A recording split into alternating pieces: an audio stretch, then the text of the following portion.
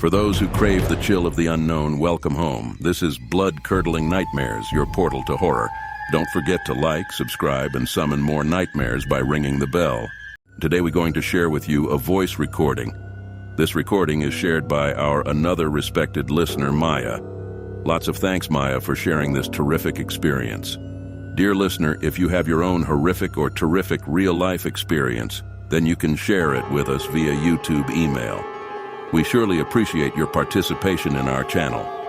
Thank you for staying with us. Let's enjoy the show.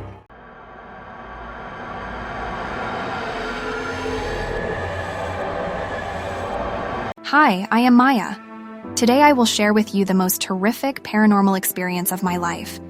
I never believed in ghosts until I had to work at the old hospital. It was a temporary assignment just for a few weeks, but it felt like an eternity. The hospital was built in the 19th century and had a dark history of deaths, diseases, and experiments. It was supposed to be demolished, but the authorities decided to use it as a quarantine facility for the latest pandemic outbreak. I was one of the nurses assigned to take care of the patients there. The first night I arrived, I felt a chill in the air. The hospital was dimly lit and smelled of mold and decay. The corridors were long and narrow, with creaky wooden floors and peeling wallpaper. The rooms were small and crowded, with rusty beds and stained sheets. The patients were mostly elderly and frail, coughing and wheezing in their sleep. Some of them had tubes and wires attached to their bodies, connected to old machines that beeped and buzzed. I tried to ignore the eerie atmosphere and focus on my duty, but I couldn't shake off the feeling that someone was watching me. The next day, I met Dr. Singh, the head of the medical staff. He was a tall and thin man with a gray beard and glasses. He seemed friendly and professional, but there was something odd about him. He always wore a white coat that covered his entire body, even his hands. He never took it off, not even when he ate or slept. He also had a strange habit of talking to himself, or rather, to someone else. He would often whisper in a low voice, as if he was having a conversation with an invisible person. He said it was his way of coping with the stress, but I thought he was losing his mind. One night, I was doing my rounds when I heard a scream from one of the rooms. I ran to check what was going on and found Dr. Singh standing over a patient's bed. The patient was a woman in her 60s who had been admitted with a severe case of pneumonia. She was lying on her back, with her eyes wide open and her mouth agape. She looked terrified and in pain. Dr. Singh was holding a scalpel in his hand, dripping with blood. He had cut open her chest and was digging into her heart. "What are you doing?" I shouted, horrified. He turned to me and smiled. "I'm sorry, nurse. I didn't mean to scare you. I'm just performing a little experiment." "Experiment? What experiment? You're killing her." He shook his head. No, I'm not killing her. I'm saving her. You see, this hospital is haunted by the souls of the dead. They are angry and restless, and they want revenge. They possess the bodies of the living and make them sick. They are the cause of this pandemic. He pointed at the woman's heart with his scalpel. This is where they hide, in the heart. The only way to get rid of them is to cut them out. He laughed maniacally. I've been doing this for years. It's the only way to stop them. I couldn't believe what I was hearing. He was insane. "Dr. Singh, please stop. You need help." He ignored me and continued his gruesome work. "Help? No, I don't need help. I'm fine. It's you who need help." He looked at me with a sinister grin. "You're next." He lunged at me with his scalpel. I screamed and ran out of the room. I ran down the corridor looking for an exit. I saw a sign that said, "Emergency Exit." I followed it and reached a door. I pushed it open and ran outside.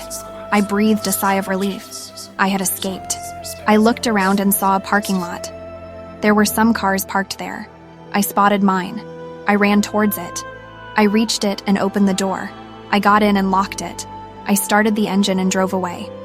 I didn't look back. I drove as fast as I could. I wanted to get as far away from that place as possible. I drove for an hour until I reached the city. I stopped at a gas station and called the police. I told them everything that had happened. They said they would send someone to investigate. They asked me where I was. I told them my location. They said they would send someone to pick me up. They told me to stay calm and wait for them. They said everything would be okay.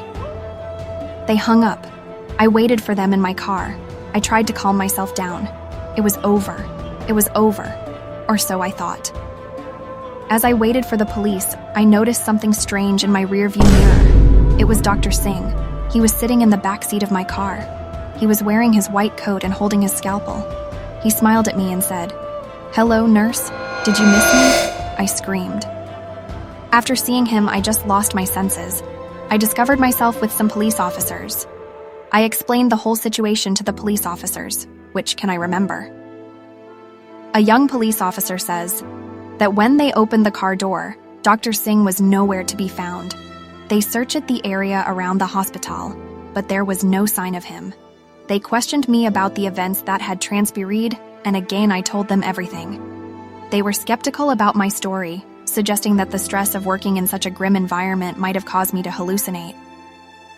They conducted an investigation into Dr. Singh's actions and discovered a hidden room in the hospital basement, filled with journals, sketches, and gruesome experiments. It seemed he had been obsessed with trying to rid the hospital of its supernatural affliction, but his methods were horrifying and inhumane. As days turned into weeks, the hospital became the center of a media frenzy. The discovery of Dr. Singh's secret chamber and the gruesome experiments he had conducted shocked the nation. People were fascinated and repulsed by the dark history that had been unearthed. I was questioned repeatedly by the police and had to relive the terrifying encounter with Dr. Singh over and over again. But there was something strange that bothered me. Despite the overwhelming evidence against him, I couldn't shake the feeling that Dr. Singh's presence still lingered in the shadows. One night, as I lay in bed, I heard a faint whisper, just like the one Dr. Singh used to have when he talked to his invisible companion. It sent chills down my spine. I dismissed it as my imagination, but the whispers persisted, growing louder and more distinct. I followed the eerie voices down the hospital's winding corridors, back to the basement where Dr. Singh's secret chamber had been discovered. The room was empty now, the journals and sketches removed by the authorities, but the malevolent energy lingered.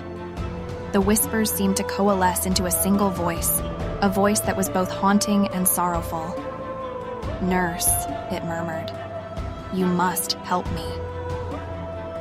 I couldn't see anyone, but the voice was coming from all around me, as if it emanated from the very walls themselves. "Who are you?" I asked, trembling. "I am Dr. Singh," the voice replied. "Trapped in this wretched place for centuries, consumed by guilt for what I did. I was trying to save the hospital, but I lost myself in the process." The voice continued, recounting a tale of a desperate doctor who had made a terrible pact with dark forces to rid the hospital of its supernatural curse. But in doing so, he had become a malevolent entity, bound to the hospital's torment forever. Tears welled in my eyes as I listened to the tragic story. Dr. Singh had been a victim of his own obsession, condemned to haunt the hospital he had once tried to save. "What can I do to help you?" I asked, my heart heavy with sympathy. The voice implored me to find a way to break the curse, to release both Dr. Singh and the tortured souls that still lingered in the hospital. It revealed a hidden journal that contained an incantation, the only hope for redemption. Over the following days, I painstakingly followed the instructions in the journal, gathering the necessary materials and preparing myself for the ritual. The hospital became a place of eerie silence, as if it held its breath in anticipation. On the night of the ritual, I stood in the basement, surrounded by candles and symbols drawn on the floor. I recited the incantation, and as the words left my lips, a blinding light filled the room. The walls seemed to tremble, and the very foundation of the hospital quivered. Then, in a rush of ethereal wind, Dr. Singh's ghostly figure appeared before me. His eyes were no longer filled with malevolence, but with gratitude and relief. "Thank you, nurse," he said, his voice no longer a whisper but a warm, human tone. "You have saved me from this torment."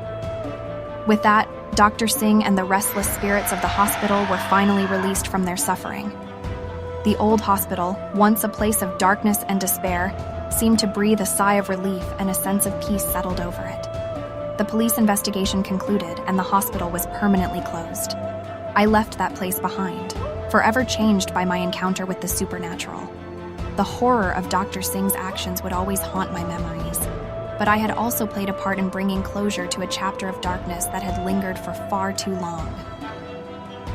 As I walked away from the old hospital, I couldn't help but wonder if the spirits of the past could truly find peace, or if their echoes would forever reverberate through the halls of that forsaken place. Thank you for embarking on this journey through the darkness with us. Don't forget to like, subscribe, and summon more nightmares by ringing the bell.